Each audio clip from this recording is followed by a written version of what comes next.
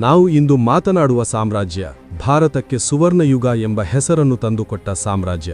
ಕಲೆ, ವಿಜ್ಞಾನ, ಗಣಿತ, ಖಗೋಳಶಾಸ್ತ್ರ, ಸಾಹಿತ್ಯ ಎಲ್ಲ ಕ್ಷೇತ್ರಗಳಲ್ಲೂ ಭಾರತ ಜಗತ್ತಿಗೆ ದಾರಿ ತೋರಿಸಿದ ಕಾಲ.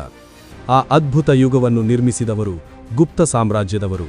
ಇಂದು ಈ ವಿಡಿಯೋದಲ್ಲಿ ಗುಪ್ತರ ಉದಯದಿಂದ ಪತನದವರೆಗೆ ಸಂಪೂರ್ಣ ಆಳವಾದ ಕಥೆಯನ್ನು ಸಿನಿಮಾ ರೂಪದಲ್ಲಿ ವಿವರವಾಗಿ ತಿಳಿದುಕೊಳ್ಳೋಣ. ಗುಪ್ತವಂಶದ ಉದಯ. ಮೌರ್ಯ ಸಾಮ್ರಾಜ್ಯ ಪತನದ ನಂತರ ಭಾರತದಲ್ಲಿ ರಾಜಕೀಯ ಅಸ್ಥಿರತೆ ಆರಂಭವಾಯಿತು. ಅನೇಕ ಸಣ್ಣ ಸಾಮ್ರಾಜ್ಯಗಳು ಶಕ್ತಿಗಾಗಿ ಹೋರಾಟ ನಡೆಸುತ್ತಿದ್ದ ಕಾಲ. ಈ ಅಂಧಕಾರದ ನಡುವೆ ಗಂಗಾ ನದಿಯ ಕಣಿವೆಯಲ್ಲಿ ಒಂದು ಹೊಸ ಶಕ್ತಿ ಮೂಡಿಬಂದಿತು. ಅದೇ ಗುಪ್ತವಂಶ.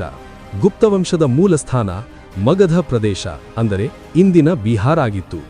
ಸ್ಥಾಪಕ ಶ್ರೀಗುಪ್ತ.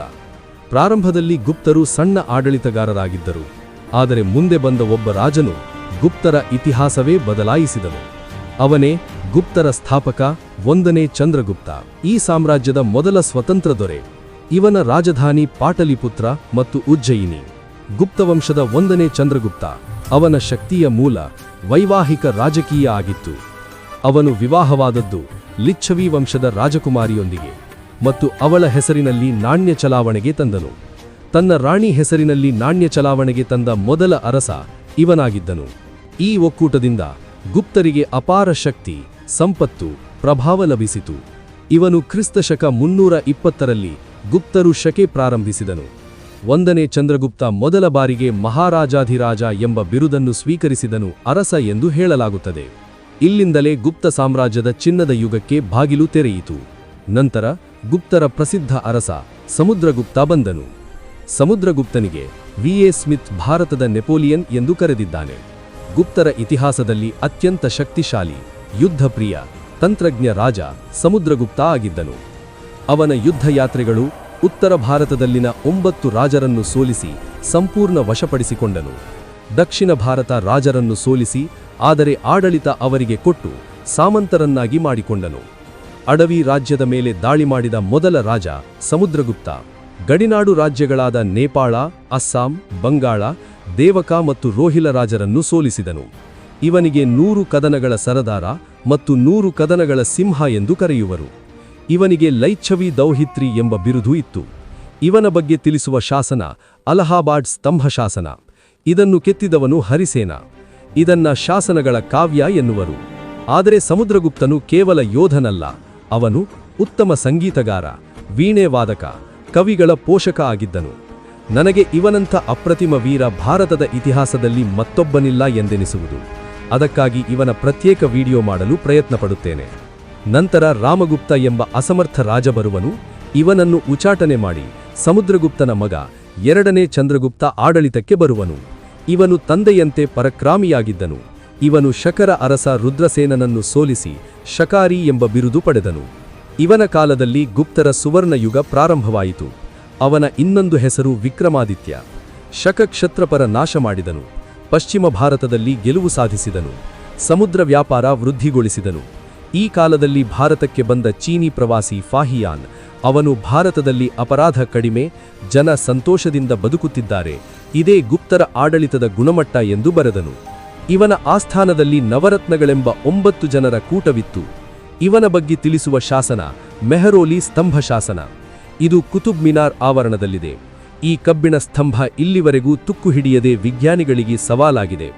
ಇದರ ಎತ್ತರ 23.8 ಅಡಿ ಮತ್ತು 6000 ಕೆಜಿ ತೂಕ ಹೊಂದಿದೆ. ಇದನ್ನು ವರಾಹಿಮೀರ ಕೆತ್ತಿಸಿದನು. ಇವನ ನಂತರ 1ನೇ ಕುಮಾರಗುಪ್ತ ಬರುವನು. ಇವನು ಅತಿ ಹೆಚ್ಚು ಶಾಸನ ಹೊರಡಿಸಿದ ಗುಪ್ತ ದೊರೆ. ಕ್ರಿಸ್ತಶಕ 427ರಲ್ಲಿ ನಳಂದ ವಿಶ್ವವಿದ್ಯಾಲಯ ಕಟ್ಟಿಸಿದನು. ನಂತರ ಸ್ಕಂದಗುಪ್ತ ಬರುವನು. ಇವನ ಆಡಳಿತದಲ್ಲಿ ಹುಣರ್ ನಾಯಕ ತೋಮರ್ ದಾಳಿ ಮಾಡಿದ್ದರಿಂದ ಗುಪ್ತ ಸಾಮ್ರಾಜ್ಯ ಅವನತಿಗೆ ಸನಿಹ ಬಂದಿತೆಂದು ಹೇಳಲಾಗುತ್ತದೆ. ಗುಪ್ತರ ಕೊನೆಯ ಅರಸ ವಿಷ್ಣುಗುಪ್ತ. ಗುಪ್ತಯುಗ ಜ್ಞಾನ ಮತ್ತು ವಿಜ್ಞಾನಕ್ಕೆ ಹೆಸರುವಾಸಿಯಾಗಿದೆ.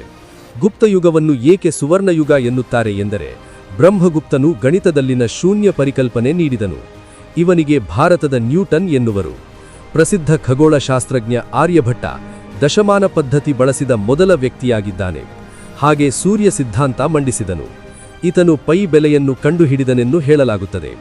ಹಾಗೆ ಗ್ರಹಗಳ ಬಗ್ಗೆ ತಿಳಿಸಿದ ಮೊದಲಿಗ ನಮ್ಮ ಭಾರತದ ಆರ್ಯಭಟ್ಟ. ಗುಪ್ತರ ಸಾಹಿತ್ಯವು ಉನ್ನತ ಮಟ್ಟದಲ್ಲಿತ್ತು. ಸಂಸ್ಕೃತ ಸಾಹಿತ್ಯದ ಶಿಖರ ಕಾಳಿದಾಸನಂತಹ ಮಹಾಕವಿ ಇದ್ದನು. ಇವನು ಕುಮಾರ ಸಂಭವ, ಮೇಘದೂತ, ರಘುವಂಶ, ಅಭಿಜ್ಞಾನ ಶಕುಂತಲ, ಮಾಲವಿಕಗ್ನಿಮಿತ್ರ ಎಂಬ ಸುಪ್ರಸಿದ್ಧ ಕೃತಿ ರಚಿಸಿದನು. ವರಾಹಿಮೀರನು ಪಂಚಸಿದ್ಧಾಂತ, ಮಿತಾಕ್ಷರ ಸಂಹಿತೆ, ಬೃಹತ್ ಸಂಹಿತೆ ಬರೆದನು. ಇವನಿಗೆ ಜ್ಯೋತಿಷ್ಯ ಶಾಸ್ತ್ರದ ಪಿತಾಮಹ ಎನ್ನುವರು. ವಿಷ್ಣು ಶರ್ಮಾ ಪಂಚತಂತ್ರ ರಚಿಸಿದನು. ಧನ್ವಂತರಿ ಆಯುರ್ವೇದಿಕ್ ನಿಘಂಟು ರಚಿಸಿದನು. ಇವನಿಗೆ ವೈದ್ಯಶಾಸ್ತ್ರದ ಪಿತಾಮಹ ಎನ್ನುವರು.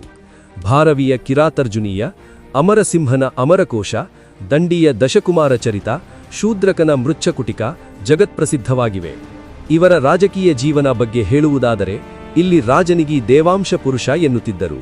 ರಾಜತ್ವವು ನಿರಂಕುಶವಾಗಿ ಮತ್ತು ವಂಶಪರ್ಯಂತವಾಗಿತ್ತು. ಅಶ್ವದಳ, ಗಜಪಡೆ, ಕಾಲ್ದಳದ ಬಲಾಢ್ಯತೆ ಹೊಂದಿತ್ತು. ಎಲ್ಲ ಅಧಿಕಾರವೂ ರಾಜನಲ್ಲಿ ಕೇಂದ್ರವಾಗಿತ್ತು. ಬಟಸ್ವಪತಿ ಎನ್ನುವವನು ಅಶ್ವದಳ ಮತ್ತು ಕಾಲ್ದಳದ ಮಹಾದಂಡನಾಯಕನಾಗಿದ್ದನು. ಮಹಾಪಿಲ್ಲುಪತಿ ಎನ್ನುವವನು ಗಜಪಡೆಯ ಮಹಾದಂಡನಾಯಕನಾಗಿದ್ದನು. ಇವರ ಕಲೆ ಮತ್ತು ವಾಸ್ತುಶಿಲ್ಪ ಕೂಡ ಅದ್ಭುತವಾಗಿತ್ತು. ಇವರು ನಾಗರ ಶೈಲಿಯನ್ನ ಅಳವಡಿಸಿಕೊಂಡಿದ್ದರು. ಇವರ ದೇವಸ್ಥಾನದ ಪ್ರಮುಖ ಲಕ್ಷಣಗಳು ಸಮತಟ್ಟಾದ ಛಾವಣಿಯಿದ್ದವು. ಗರ್ಭಗೃಹವನ್ನ ಒಳಗೊಂಡ ಚೌಕಾಕಾರದ ದೇವಾಲಯ ಕಟ್ಟಿಸುತ್ತಿದ್ದರು. ವೃತ್ತಕಾರದ ದೇವಾಲಯ ಅಸ್ತಿತ್ವದಲ್ಲಿದ್ದವು. ದೇವಾಲಯ ಶಿಖರವನ್ನ ಒಳಗೊಂಡಿದ್ದವು. ಇವರ ಪ್ರಮುಖ ದೇವಾಲಯಗಳು ಮಧ್ಯಪ್ರದೇಶದ ದಿಯೋಗರನ ದಶವತಾರ ದೇವಾಲಯ, ಅಸ್ಸಾಂನ ಬೋಮಾರಾದ ಶಿವ ದೇವಾಲಯ, ಉಜ್ಜಯಿನಿಯ ಕಾಳಿಕಾ ದೇವಾಲಯ, ಮಧ್ಯಪ್ರದೇಶದ ಪಾರ್ವತಿ ದೇವಾಲಯ ಪ್ರಸಿದ್ಧವಾಗಿವೆ. ಮತ್ತು ಇವರ ಅಜಂತಾದಲ್ಲಿ 29 ಗುಹೆಗಳನ್ನ ಮಾಡಿದರು. ಇದರಲ್ಲಿ 16 ಗುಹೆಗಳಲ್ಲಿ ವರ್ಣಚಿತ್ರಗಳಿವೆ. ಇವರ ಕಾಲದ ವಿಶೇಷ ಅಂಶಗಳು: ಇವರ ಕಾಲದ 7.5 ಅಡಿ ಎತ್ತರದ ಬುದ್ಧನ ವಿಗ್ರಹ ಸುಲ್ತಾನ್ಗಂಜ್ ಬಳಿ ಸಿಕ್ಕಿತ್ತು, ಆದರೆ ಇದು ಪ್ರಸ್ತುತ ಲಂಡನ್ ಮ್ಯೂಸಿಯಂ ಅಲ್ಲಿ ಇದೆ. ಮಧ್ಯಪ್ರದೇಶದ ಏರಾನ್ ಸ್ತಂಭ ಶಾಸನ ಭಾರತದಲ್ಲಿ ಪ್ರಥಮ ಬಾರಿಗೆ ಸತಿ ಪದ್ಧತಿ ಬಗ್ಗೆ ಉಲ್ಲೇಖ ಮಾಡಿದೆ. ವಿದೇಶಿ ವ್ಯಾಪಾರದಲ್ಲಿ ಚಿನ್ನದ ವ್ಯಾಪಾರ ಜಾಸ್ತಿಯಾಗಿದ್ದರಿಂದ ಈ ಕಾಲವನ್ನು ಭಾರತದ ಸುವರ್ಣಯುಗ ಎನ್ನುವರು. ಉಳಿಗಮಾನ್ಯ ಪದ್ಧತಿ, ಜೀತ ಪದ್ಧತಿ, ಜಾತಿ ವ್ಯವಸ್ಥೆ ಮತ್ತು ಸತಿ ಸಹಗಮನ ಪದ್ಧತಿ ಜಾರಿಯಲ್ಲಿದ್ದವು. ಸತಿ ಸಹಗಮನ ಪದ್ಧತಿ ಅನುಸರಿಸಿದ ಮೊದಲ ಮಹಿಳೆ ಅರುಂಧತಿ. ಇವರು ಬುದ್ಧನನ್ನು ವಿಷ್ಣುವಿನ ಅವತಾರದಲ್ಲಿ ಪೂಜೆ ಮಾಡಿದ ಮೊದಲ ಮನೆತನ ಆಗಿದೆ. ಸೇನಾ ಭಕ್ತ ಎಂಬ ಮಿಲಿಟರಿ ತೆರಿಗೆ ಇತ್ತು. ಭೂಕಂದಾಯವನ್ನ ಉಬರಂಗ ಎನ್ನುತ್ತಿದ್ದರು. ಪ್ರತಿ ಮಹಾನ್ ಸಾಮ್ರಾಜ್ಯಕ್ಕೂ ಒಂದು ಅಂತ್ಯವಿರುತ್ತದೆ. ಗುಪ್ತರ ಪತನಕ್ಕೆ ಕಾರಣಗಳನ್ನು ನೋಡುವುದಾದರೆ ಮೊದಲನೆಯದು ಉತ್ತರಾಧಿಕಾರ ಸಮಸ್ಯೆ ಮತ್ತು ದುರ್ಬಲ ರಾಜರು.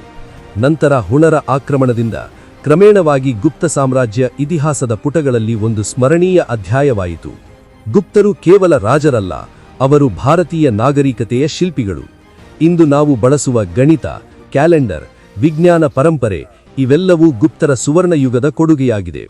ನಿಮಗೆ ಈ ಗುಪ್ತರ ಸಂಪೂರ್ಣ ಇತಿಹಾಸ ಇಷ್ಟವಾದರೆ ಲೈಕ್ ಮಾಡಿ, ಶೇರ್ ಮಾಡಿ ಮತ್ತು ನಿಮ್ಮ ಅನ್ಟೋಲ್ಡ್ ಪೇಜಸ್ ಕನ್ನಡ ಚಾನೆಲ್ಗೆ ಸಬ್ಸ್ಕ್ರೈಬ್ ಮಾಡುವುದನ್ನ ಮರೆಯಬೇಡಿ. ಇನ್ನೂ ಅನೇಕ ಮರೆತು ಹೋದ ಸಾಮ್ರಾಜ್ಯಗಳ ಕಥೆಗಳೊಂದಿಗೆ ನಾನು ಮತ್ತೆ ನಿಮ್ಮ ಮುಂದೆ ಬರುತ್ತೇನೆ ಸ್ನೇಹಿತರೆ. ಧನ್ಯವಾದಗಳು.